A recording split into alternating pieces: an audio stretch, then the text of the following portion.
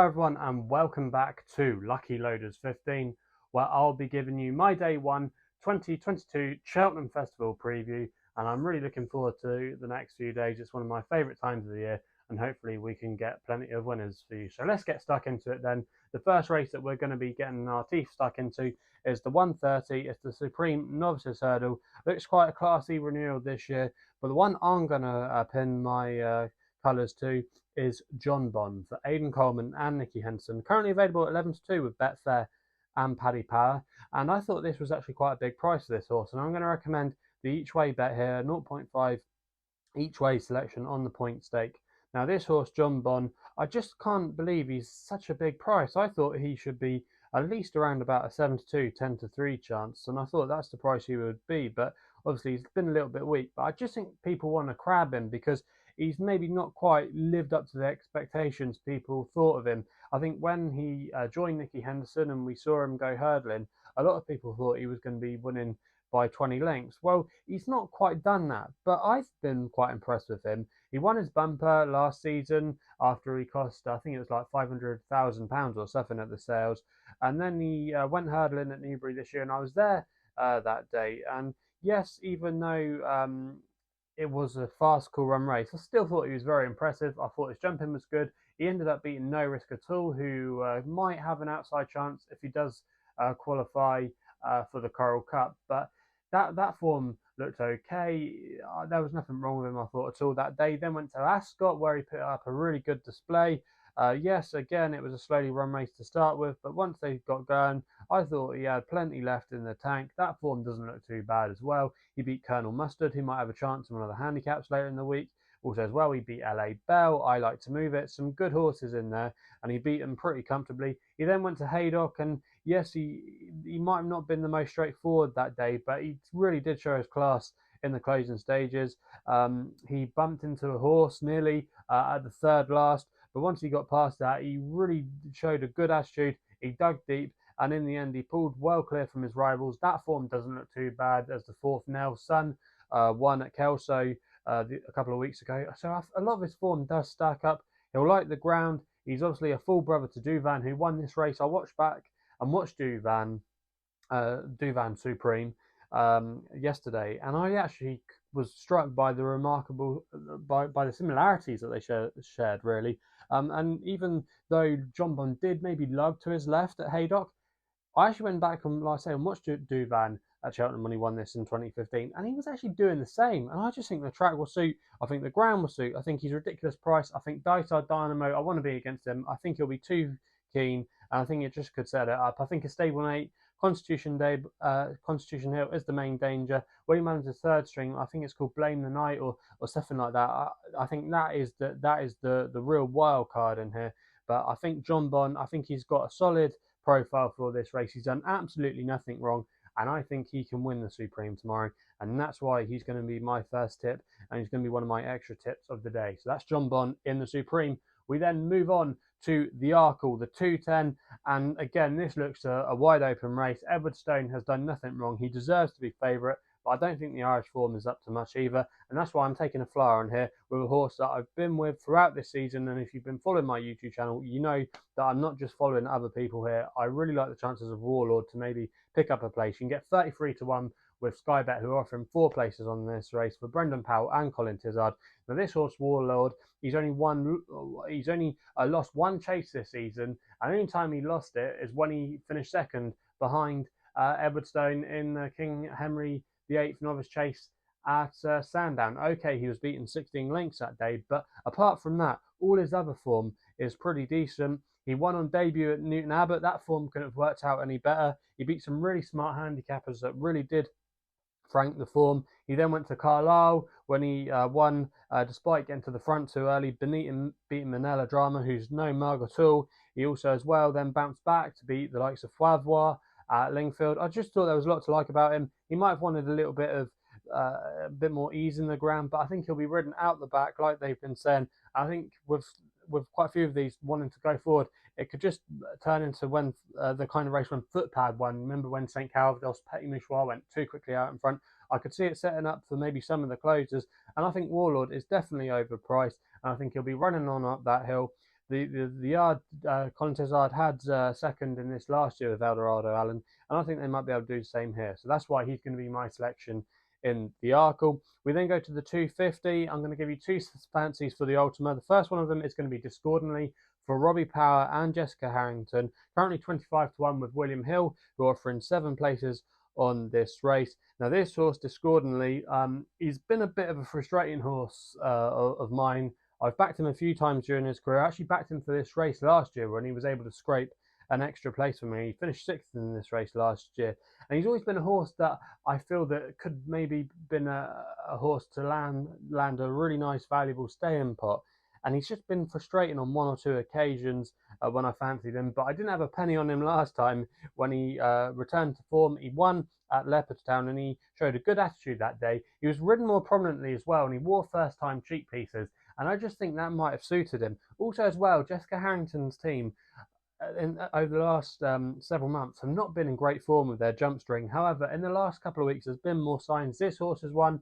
Size and Potsy won at the weekend as well. Robbie Power has returned to form. His last three of his last 4 rides have won. So he's going great guns. I just think if they ride this horse a little bit more prominently with the cheek pieces, I think he's got strong claims. In fact, horses that have wore blinkers or cheek pieces over the last 10 renewals, 9 of them have won. So wearing the cheek pieces be good. And also as well, winning on your last start isn't a bad statistic for this race. I know he's trained in Ireland, and I know the Irish haven't won this race since 2006, but I do think that they're having more runners now. And if you go back and look at past results, sometimes they were only fielding 1 or 2 runners. So it's no wonder that they weren't winning this race, where they've got more of a strong hand this year. And quite a few of their horses over the years have placed. I think Discorama finished 2nd or 3rd a couple of years ago.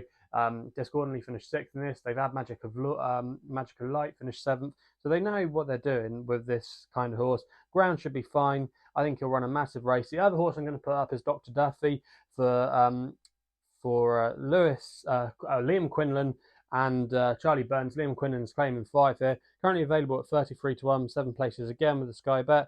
Now this horse, Dr. Duffy, has been a bit out of sorts, but he was shaping that he was coming back into a bit of form last time out when he bumped into Death Duty. He was travelling really well, and then he just made an uncharacteristic overstretch with 3 to go, 3 fences out, and that just ultimately played to his chances. Now that was on heavy ground, and most of his best form has come on good ground, so he should relish this tomorrow. He's been campaigned a lot over hurdles in the last 12 months, and coming back to fences might just see him in good light. He won a decent race at Ballinrobe a couple of years ago, and then after that he went to Listowel, where he ran a good race off a £2 higher mark. So a mark of 145 with Liam Quinlan taking off the 5 is definitely a positive. Liam Quinlan only previously rode this horse once, and that was when he was on in last time. So it's interesting they're coming here. I think they've targeted this race, and I think he could maybe outrun his odds, and he's definitely one to keep an eye on. So he's going to be my other selection in the Ultima.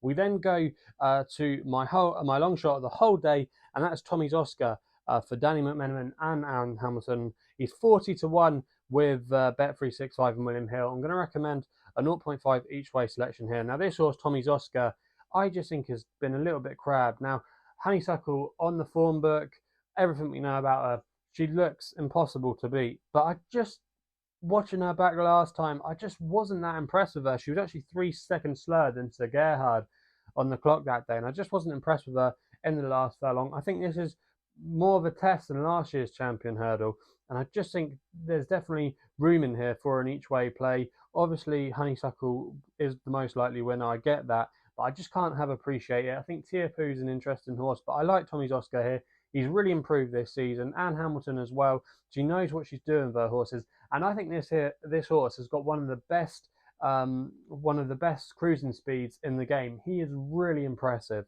He's been carrying top weights in handicap, and he couldn't do any more. You know, and he's worth a go at this. He won his trial race fairly easily in the Grade 2. Yes, that was a Mickey Mouse Grade 2. I will admit that.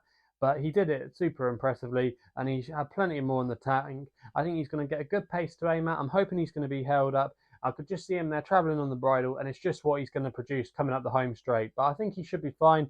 I think the ground will be in his favour as well. I just thought I just thought he could run a big race. He's a horse that I just thought could maybe next maybe a third place, and at 40 to 1, I'm willing to have a go with him here. I know some people want to crab him, but he's done nothing wrong. He deserves his crack at this level.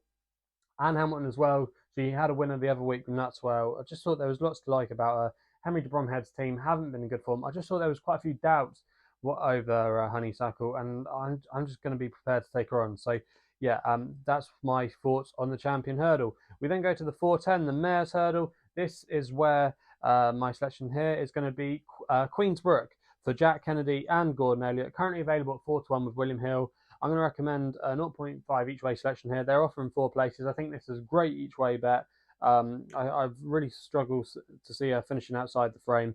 She finished second behind Burning Victory last time out. Now, even though Burning Victory is fancied by quite a few Shrewdies, I just think she's a weak finisher. And if they do go hard in here, which I think they will, there's quite a few pacemakers in here, the likes of Western Victory, Heaven Help Us, Stormy Island. It's going to really, I think, turn into a nutritional stamina test. And I think Queensbrook will be held up. She'll come with a late run. She finished third as well. Remember, don't forget, behind the likes of Fernie Harlow and Appreciate It in her bumper back in 2020. There's lots to like about her. She hasn't had the smoothest of patches with Gordon Elliott, but he's pretty happy about her. She was a real eye catcher last time out. I think she'll reverse the form of Burning Victory. I think she's got really solid claims, and we might just see a career best from her tomorrow. I'm expecting a big run, so that's why she's going to be my selection there. We then go to the Boodles, which is also known as the Fred Winter. I'm going to put up 2 selections in this. My next best of the day is going to be my first selection. That is the Tide Turns for Jack Kennedy and Gordon Elliott. Was very well, looks to be very well treated, I think, after his latest run behind Tiapu in the Red Mills Hurdle at Goran. He's given a real eye-catching ride that day. This has always looked the target for him. He's currently available at 13 to 2. Gordon Elliott knows what he's doing. You can get 6 places with Bet365 at that price. I think that's a cracking price. I'm going to recommend a 0.5 each way selection here. I really see it hard for him to finish outside the frame. I really want to take on Gaelic Warrior. Yes, he could be chucked in on his French form. Okay, it's worked out well. A couple of horses have gone on to win some graded hurdles, but I just have to see a horse run in this country before I judge its handicap mark or in Britain and Ireland. I think the Tide Turns is the most solid option in this race. He was a Class C flat performer, and I think he's definitely going to be there or thereabouts. And yeah, I'm quite sweet on his chances tomorrow. We then go my other selection in the race, Too Friendly for Harry and Dan Skelton in the Gredley colours. We've not seen this one for a while. He returns after a wind-up, but I was quite impressed with him after he showed a good attitude to win a couple of hurdles at Stratford and Newcastle. He then ran in the Grade 2 Summit Hurdle at Doncaster. He finished 4th that day, but that was behind the likes of Portatello, Night Salute. That's a strong piece of form. He looks like he could be thrown in here off a mark of 125. I think the strong pace will suit him. I think a big field setup well as well. He was a classy performer on the flat. I think there's lots to like about him. And yeah, he's currently available at 22 to 1. You can get 6 places on offer with quite a few firms at that price. And that's why he's going to be my other tip in the Fred Winter. That price was with Bet365. We then go to my nap of the day. I've hopefully saved the best till last. In the 5:30, the National Hunt Chase, I think Run Wild Fred is a good thing here. He's currently available at 7 to 4 for Jamie Codd and Gordon Elliott. Jamie Codd is the all-time leading rider in this race. Gordon Elliott's won it on numerous occasions. This has been the plan for him throughout. I originally did want to put up On the Ropes here as my nap of the day, but unfortunately he's a non-runner. But I thought the one he would have had to have beaten anyway was Run Wild Fred. Run Wild Fred, I would say he's been targeted for this race. He was an impressive winner of the Troy Town. He finished second in the Irish Grand National last year, so we know he can stay these staying trips. For me, Statler, I just think he lacks the inexperience for this race, and he's got to prove his stamina over the extra 6 furlongs. Vanillier jumps like a bag of hammers, as some people say, or a snooker table. I've not been impressed by his jumping at all. I can't have him. Pat Fancy might be a danger, but Rebecca Kurtz's team just haven't been in good form. I just think Run Wild Freddy's the best horse in the race by country mile and ratings. He's rated 160. Yes, he wears the blinkers, but since he's worn them, he's never finished outside the first 2. I think he's really hard to knock. I think he should be closer to even money than 7-4. So if you're still getting that 7-4, that was available with a couple of firms at the time recording. I think that's a standout bet. So they're the thoughts then for day 1 of the Cheltenham Festival. Let me know in the comments box below what you're going to be backing tomorrow. Also as well, if you're enjoying these videos, remember to hit the thumbs up button and subscribe here to my YouTube channel at LuckyLoads15. If you want to follow me on social media platforms, Twitter and Instagram are the places to do so, where my handle is at LuckyLoads15. And if you want to find out a little bit more about myself, my website is www.chrisloaderracing.co.uk. So please gamble responsibly, and we'll be seeing you soon.